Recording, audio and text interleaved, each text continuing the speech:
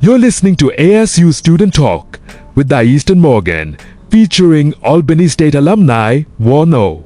Hey y'all, it's Aisha, and I'm so excited about today's conversation. Today, we're talking about a question that many students ask before choosing a college: HBCU or PWI? What are the advantages, the challenges? How does going to an HBCU or PWI shape a student's academic and personal journey? For today's interview, I'm joined by my classmate Warren, who recently just graduated from Albany State University with a degree in mass communications. Since me and Warren have shared classes together, I wanted to hear his firsthand perspective on what's it really like attending an HBCU. So, whether you're deciding to go to college or just curious about the differences between an HBCU or PWI, I hope this conversation gives you a valuable insight. So, let's get started. You're listening to ASU Student Talk with Aisha and Morgan, featuring Albany State alumni Warno.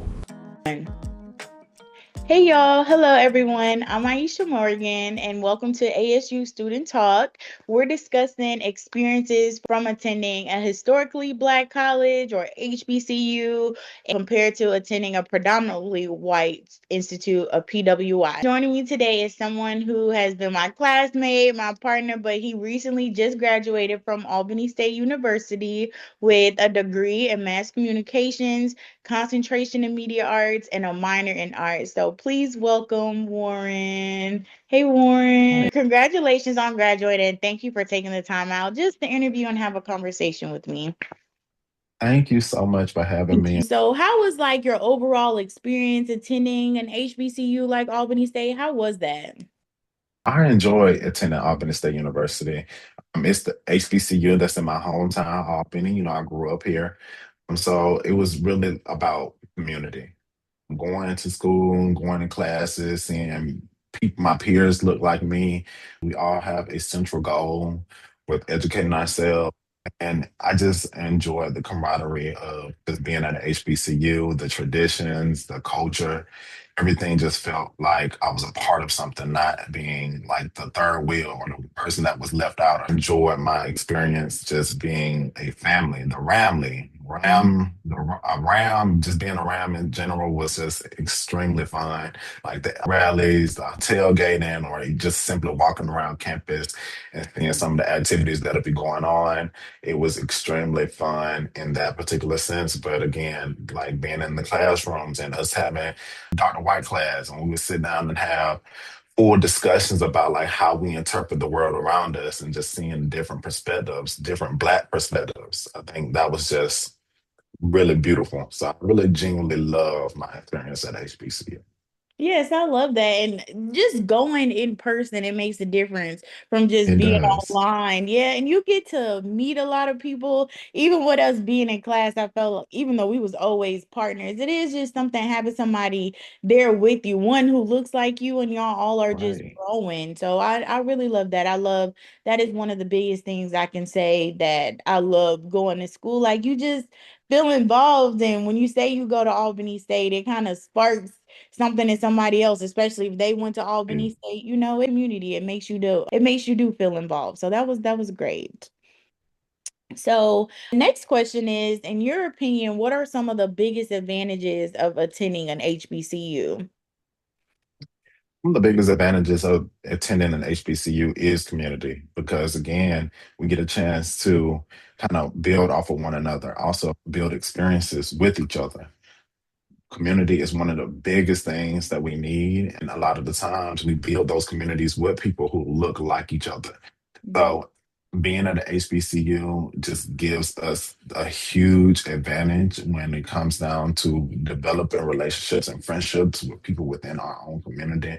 And these relationships and friendships carry us beyond the wall State University. So if I go to another job and I see someone else that literally went to a HBCU or went to my same HBCU and we have some type of connection already off of that, I think that that's one of the biggest advantages of going to HBCU is just simply the community, being able to be with one another and support each other. I love that. It does bring an advantage, and I'm happy that you say that. Any type a school, even a PWI or HBCU, is an advantage, period, because you still can have that experience if you go to, I'm gonna just say Georgia Southern and somebody else goes to Georgia Southern, that is an advantage. So just attending an HBCU or attending a college period is an advantage. And you meet so many people in either PWI or HBCU that can help you just move forward. And I really love we can grow together too as well. So Right. that was really, really great. On the other hand, what do you think are some of the challenges or disadvantages students may experience while attending an HBCU? I think one of the biggest disadvantages of going to HBCU is the amount of distractions. I think that there's a lot of activities that's going on. I think that's great and dandy, but I think a lot of people get too indulged into those type of scenarios, and then they forget that they're there to learn and be able to gain information that they can actually use in their field. And I'm not saying that this is everybody's scenario because I know that everybody's scenario isn't this scenario. However, whenever you do get distracted, a lot of people tend to just veer too far to the left. And then I think there's a lot more leeway. You have professors that are Black, they see Black students and they just genuinely want to help. And I think that's beautiful. But then in the other side of that coin is where's the accountability? So sometimes you have a lot of students that don't show up to class on time. You have a lot of students that don't put in 100% on your work. And I think that if I were to be at a PWI, knowing that I'm a Black student or a part of the 1% or the 2%, whatever the percentage of minority it is at the PWI, that sense of you have to do it Yeah. because you might not get a professor that really cares to look at you like, oh, this is Black student. Let me put in this additional assistance with helping him. It might be the exact opposite. They might look at you like, oh, well, this is the Black student. It's not my own. This is not my kind. I don't have to help him. I won't help him.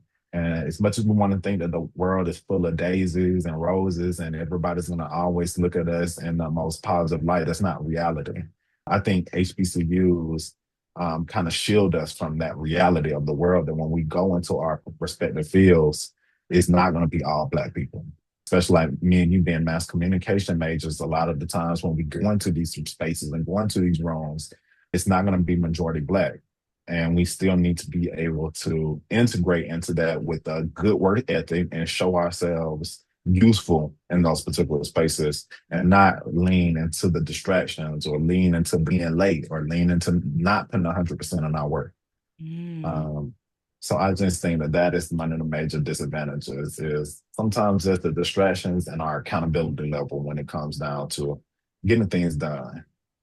Ooh, that was good. That almost reminded me of even with that challenge and disadvantage, some students might be just taking advantage of that. And I love how you even explain it. So we were the same student at a PWI where the mindset is already we got to do better, period. You would Right, just do the work. You wouldn't just, you know what, if I'm going to this HBCU, I'm gonna just not go to class or not do the work and I right, can just make it up later because we feel right. like it's almost like entitlement. You know, I know my teacher is going to help me, but we need to go with the same expectations that we're at if we're going to this PWI. We need to take it to Exactly. our own college and school. So I agree with you Hmm. on that one.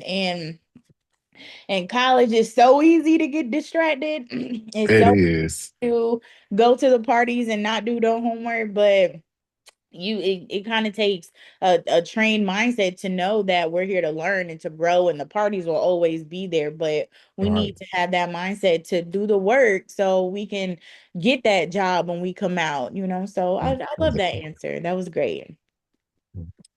So do you think predominantly white institutes offer certain opportunities or advantages that some HBCUs may not? I think that's a great question. I never went to a PWI college. I did go to a PWI like middle school and elementary school. But what I will say is yes and no. I think there's certain things that you can get from going to a PWI that you can't get from an HBCU, but I also believe there's vice versa as well.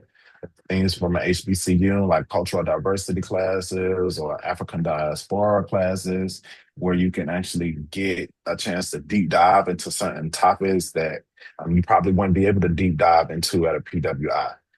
However, what I will say in reference to PWIs, believe that a PWI probably offers the advantage of being around an array of different people. Going back to the previous question that you asked me, being able to have those real life scenarios where you're going to be going into rooms where everybody in the room is not going to be black.